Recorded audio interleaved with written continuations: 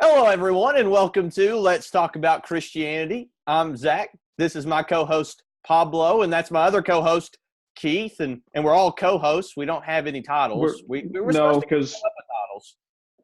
we're not very good at coming up with titles, I guess. But Pablo, why are you laughing? You know why he's laughing, because you gave me a hard time about my intro. That's why he's laughing. No, that- it really that's did cut out. We really did have to. That's why to he's do it laughing. again. But Okay. anyway, so Zach, what's going on over there in Paintsville? Well, today is Halloween, and so you know what Halloween means. It means trunk or treat and trick or treat. So the preschool here at the Paintsville congregation is going to be doing their trunk or treat here at about noon, and then trick or treat, even though it's raining here in Paintsville and it's about 57 degrees outside, we're going to be doing trick or treat tonight from about 5 to 7. So what's going on over there today, Keith? Have you dressed up in a Halloween costume? That's the question that I really want to ask. And he froze. Okay. Yeah, Okay, now he's back. The internet connection is not being kind. But no, I did not dress up. I frankly didn't have time to dress up today. And we will have a trunk or treat this evening here on the parking lot at between 5:30 and 7. And Zach, I'm not very sympathetic to you with it being 57 over there, because it is 37 over here, and the wind is blowing about 20 miles an hour, and it's going to be a blustery trunk or treat. And I hope that they enjoy that out there. I'd say that we will not. So that will probably not be enjoyed. Another thing too, congregation will be going to the Commit Youth Rally at the Richmond Church of Christ this weekend. So if you're in the Lexington, Kentucky, Eastern Kentucky area, I would encourage you to go to that as well. Matthew Maureen, Keith, is going to be speaking at that. I've never heard Matthew Maureen speak, so I'm excited about it. Try to make it down there on Saturday after we do our bed deliveries and things of that sort and some other things, and it's going to be fun. It's going to be fun. Commit's always a good thing. They always have some good topics. It's like Oath. So Richmond has been putting that on for, it's been a while. Yeah, I hate to say how many years, because I'd be wrong, but it was going on when I was in the while. youth group. Granted, I'm only 22, but I mean, it was going on when I was 13, 14 years old. So probably at least 10 years. I was going to say about 10 years at least. And so we are happy for them that they have been able to perpetuate that. And we hope that good things continue to come from that. Pablo, what's going on in Peru? Peru. Well, we're entering into the summer. Now it's summertime in Peru now. Yeah, it's 66 now in Lima. There we go. It is shiny. So how warm will it be by the time I get down there? Keith and I get down there. Ooh, maybe it might be. It might be 68 or 70. Okay. I don't really remember how warm it was. I remember it being in the 80s. 72, no more. 72. Yeah, it does not get hot in Lima, at least not according to what our standards would be. Ica will be hot, actually. Yeah, Ica will be hot. Yes, Ica does get hot. I think it was in the 80s, high 80s, low 90s when we were there last year. Did you know that Ica is in the middle of the desert? Yes, there's sand everywhere. Sand so many places. Yeah, you spent 2 years there. Life in Ica. So tomorrow there's a Bible conference in the Church of Christ in Santa Anita. You might know Richard Gomez. He's one of the leaders in Santa Anita. And Armando Gomez, he's the preacher in Chimbote now, but he started in Santa Anita. So according to preacher's number, they say that it's about 100 people coming. There we go. A preacher's count. According to the preacher's number? Yeah, a preacher's count. Yeah. Is the preacher's count? Is the preacher's count honest or is it dishonest, Keith? Well, I would have to say there are certainly honest intentions. Yeah. So Goodness. Every we will preacher see. scout I've ever heard's been wrong. We will see tomorrow. I mean, from Callao, 10 people. We are going Awesome. to the conference Awesome. tomorrow. Very good. So Very good. Keith has some. That's the news. Keith has some news to share with us. That's how we're going to start out our program today. Keith, why don't you tell us about this place that you went to over the weekend? It's in Florence, Alabama. It was a conference for preachers, and it was full of awesomeness. Okay, so let me back up and say that the Better Conference that was in Florence, Alabama, I've been to a couple of times before. We tried to get Dale and Jeff to come on the program to talk about it, and just could not get the schedules together. Both of which have been on the program before. No, they put the program on. Yeah. Dale no, and Jeff. both of them have been to our program as well. Yes. On our podcast. But you know, they were both there, of course, since they were putting the program on. But it was hosted at Heritage Christian University, and for those of you who might remember IBC, it formerly was IBC, and they've been going through some very good changes and growth. Kirk Brothers is now, I'm not exactly sure what his title is, but he's like pretty much over the college there now. And of course, you know, he taught at Freed for years and years, and he does so much mission work. And he actually was one of the speakers on the program as well. And it was funny, as Jeff was introducing him, he no, I think it was Dale, but anyway, you know, whichever one, they made the comment that, you know, when they look for places to have these conferences, they sometimes they're like, well, you know, we're having it at their facility, we have to invite them to speak. You know, it's just right. Yeah. the way that it goes. But nobody minds Kirk Brothers. And Pablo, do you know Kirk Brothers? Yeah, and I worked with him for 2 years in Peru. I thought you had. Yeah. And I asked him when he was going back to Peru, and he doesn't know at this point, but he'll get back down there at some point. And there were some other people there who, and I can't remember names offhand, but they did some of the Yes To campaigns with you back in the summer. Last year, but you know, there were about 100 preachers that were there, and the whole purpose of the conference is, of course, doing a better job. And you got two sides to that. You've got the side that says, okay, if you've got someone telling you you can do a better job, then you know you can reasonably infer that you're not doing as good a job as you could be doing. Right. And so, you know, you've got that aspect of it, but the primary goal is encouragement. And right. As we think about what we do, and I'm not saying preachers right now, I'm saying we as Christians, when we think about what we do, I think all of us can get into the groove of, you know, doing what we do, and we're going to do what we do because that's what we do, and we don't stop and evaluate what could I be doing better at what I'm doing, and I'm speaking from the perspective of as a Christian.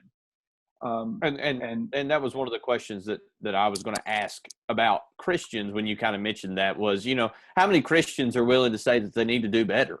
You know, how many Christians are willing to say, you know, I need to do better. I need to be better. I need to be more of an encourager. I need to be more of an inspirer. I need to do more things with the church, and so on and so forth. Because, you know, we all know Christians. We all know Christians who will say, you know, I'm doing all that I can. I'm doing what I can do, and that's just going to have to be good enough. But we also know Christians who in the way that they live their Christian life, in the way that they participate, in the way that they encourage, in the way that they do things in the congregation. They're constantly striving to do better. They want to do better. They want to be better, and they want to be the best that they can possibly be as Christians. Well, here's the analogy that I want to use. And, okay. Today, like you mentioned, is Halloween. We're recording on Thursday. Right. That's just the way it worked this week. So I was running late this morning because it was Halloween, because Stacy was dressing up to go to work. And so just go ahead and tell us why you were late, Keith. Don't beat around the bush, just say it. So she and Shelby had the bathroom pretty much tied up, and so I had to wait in line this morning. And you were last in line. But I was last in line. But here's the thing about it: when I get ready, and I know this about me, I'm the guy that goes to the closet and grabs a shirt and a pair of pants without ever turning the light on. Right. That's just, and I actually try to keep my wardrobe to where I can do that, where I'm not gonna, have colors that are going to clash too much, but I don't put a lot of thought into what I put on, but I'm always dressed. Yeah. I've always got clothes on. I will say that. That's one thing we can say. We're so happy that you've always got clothes on, Keith. Thank you for that. But they may not be the best that they could be. Yeah. And I think sometimes as Christians that is our response to certain situations that, we've got an outfit we can put on, but we want the outfit that we can put on without having to put any thought into it, without having to put any extra effort into it. And we go with that because we wore it week before last and nobody complained then. Yeah. It's a very good, that's a good analogy. That's a good analogy. The question that comes to my mind is a lot of times how much has our best become our minimal? How many times will people say, I'm doing my best, I'm doing my best, but how many times do they really mean, I'm just really doing the minimal because I don't want to do my best? Uh-huh. And a lot of times, man, we find all kinds of Christians who are doing their best, but really all they're doing is the minimal that they need to do in order to get by. And we need to be striving to do our best. We need to be striving to pick out the best, to do the best, to be the best, because we have to be the best in the world that we live in. If we're not the best, then we're not going to have the influence that we're supposed to have as Christians. So anyway, I've got maybe a few things that I'll throw out that might encourage us or help us to be better Christians. I talked to Dale, and I still hope to get him on the program to do a post better and after better. Can't wait. But we talked about that while I was there. But so I don't want to talk too much about the conference because I'm still hoping to get them to come on and talk about the conference. And I know that a lot of our listeners are not preachers. I would say the vast majority are not preachers, but this might be something that you could point your preacher toward in the future. And that's because this was number 22, the one that I attended Monday and Tuesday of this week. And so, they do a couple every year. And so, maybe start thinking about next year and making sure that gets on the calendar for next year. And if you're a preacher, you definitely need to start thinking about going. I want to go. I desire to go. I just couldn't go this year with my class schedule. So next year I plan on going. I would love to go. Well, I will say this, and I'll say it when Dale comes on the program also. There was some repeated material. There was material that I had heard before. And so some might think, well, I've been once, but for me, it was just a great encouragement to be able to to hang out with people like-minded. Mhm. And you always get to meet new people and reacquaint with some that you haven't seen in years. And so that part was as enjoyable as the material in the conference, the fellowship aspect of it. But anyway, we'll save all that for when we can get Jeff or Dale, or maybe even Jeff and Dale on the program one of Jeff these and Dale, days. can't wait. Yeah, I've got a feeling we would not do much talking. We would not do any talking at all. Yeah, Jeff and Dale would do all the talking. Yeah, but anyway, here, excuse me, here is a tip for Christians to do better, and this is sort of twofold. But here is the tip number one: stop trying to fix everything. Amen. And That's all I got to say that one. Let me explain to you where I'm going with that. Sometimes, especially guys, I think I know where you're going. We think we have to fix everything. Yes. And sometimes the other person just needs someone to listen. Yes. And we think if we can fix the problem that they'll stop talking. Right. And our goal is to make them stop talking so we can stop listening. And all they need is someone to listen. And yes, there are problems that we can fix and should fix. I'm not saying that, but you can't fix every problem, and not every problem should be fixed by you. And that's a whole nother discussion. This is one of the early marriage lessons I have learned, Keith. Lesson 1992. I've only been married for a month, but that's lesson 1992. And that is sometimes, my wife just wants somebody to talk to. She doesn't want me to fix it. She just wants somebody to sit down with her and listen. That's what she wants. Here's the problem. If you've seen Miranda's list, that was about number 3 that she was trying to tell you. And for you, it's 1,000 and whatever you said. 1992. Yeah. Try to fix everything was one of the things that I learned during my internship in ICA. Yep. Do you have any examples that you can share? Oh yeah, because for example, there was a member from the church that came to me looking for some counseling or showing me that they were not in a good situation.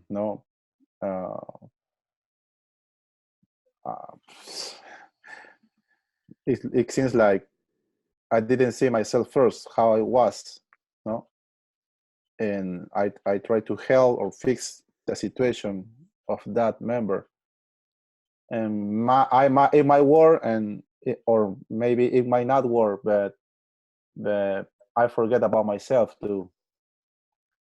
Yes. So right, and that's one of the things that I learned, that I won't fix everything.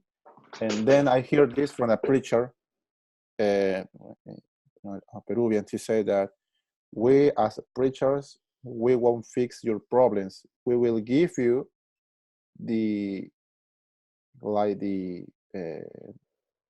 or we will show you how to fix your problems according to the Bible.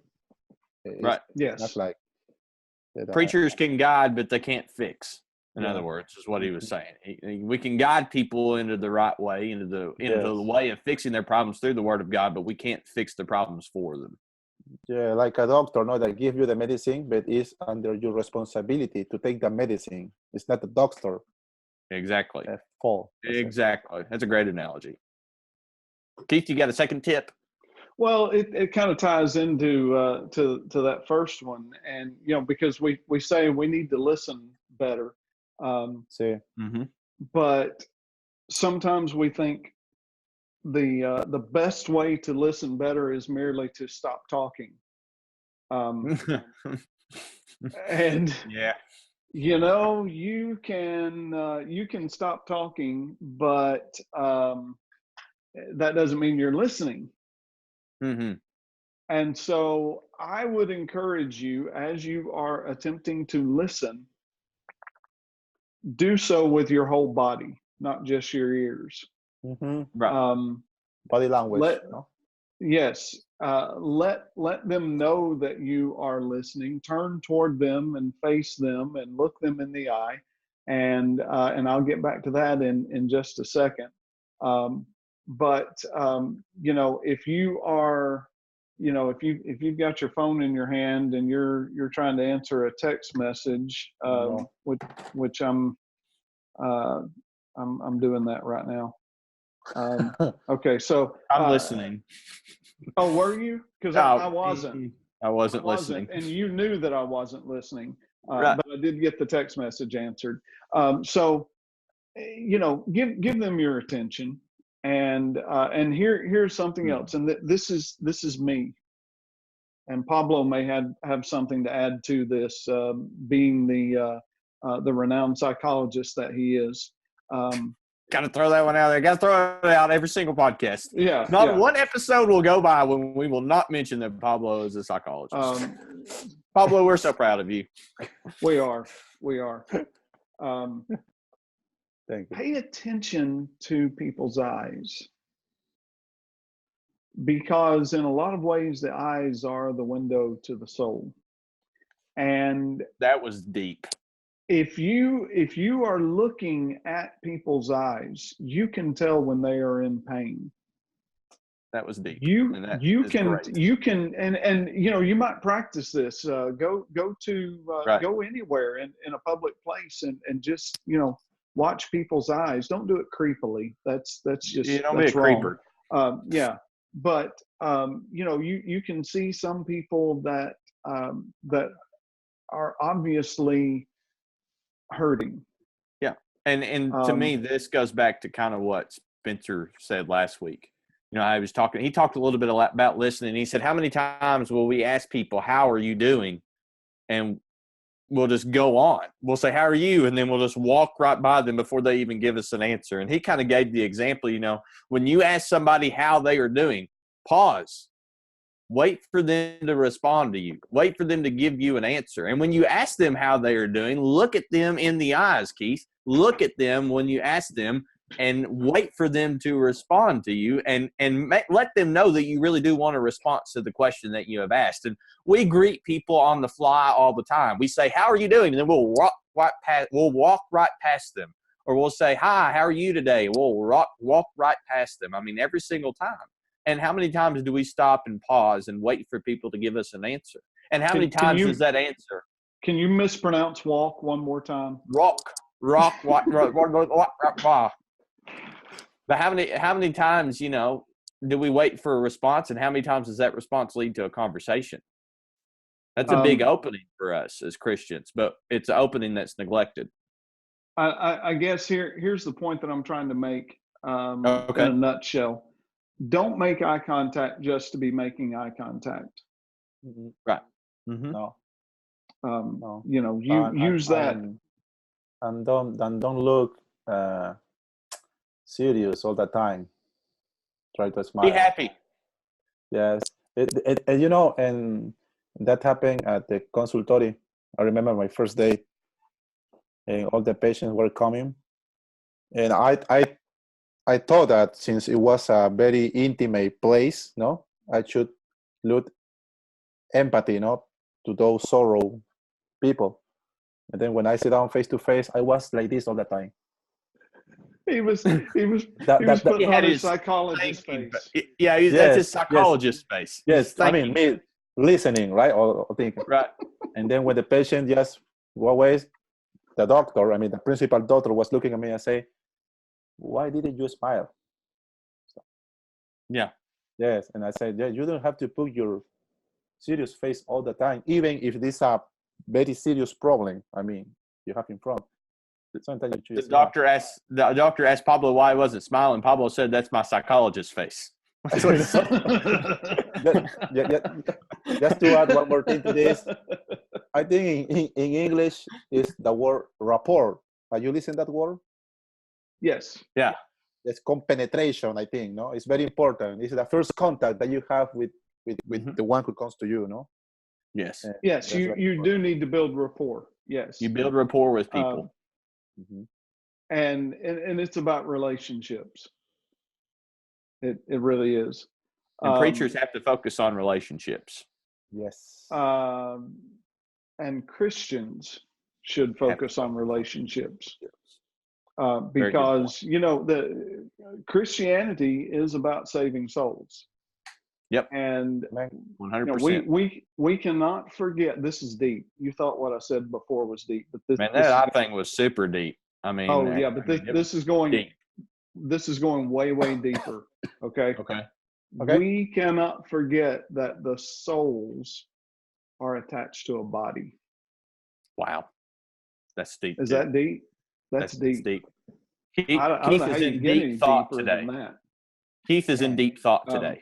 But that soul that we desire to see saved is in a body that is dealing with pain, dealing with sorrow, dealing with joy, dealing with challenges, and all of those things are a part of that person.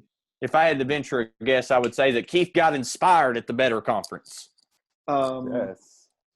It was a good conference. It was a good conference. Can't wait to go next year. My timer says that we've got less than a minute left, even though we've only been recording like 26 and a half minutes right now. So we're cutting it short today. Yeah, we might actually cut it a little short today. You know, just our Halloween gift to you. But yeah. And if you want candy, you know, come to the trunk or treat tonight. But and I'm sure that you will get some. Or come trick or treat in the rain in Paintsville. I don't think I'll be at the trunk or treat. It's nothing against trunk or treat. I've just got other places I've got to be. So there we go. On behalf of me and Zach and our resident psychologist, we want to thank you for Pablo, show us the psychologist face again. It's like, yeah, that's a psychologist face. Pablo has a psychologist face. That's awesome. Thank you for listening, and we will see you next week. Adios.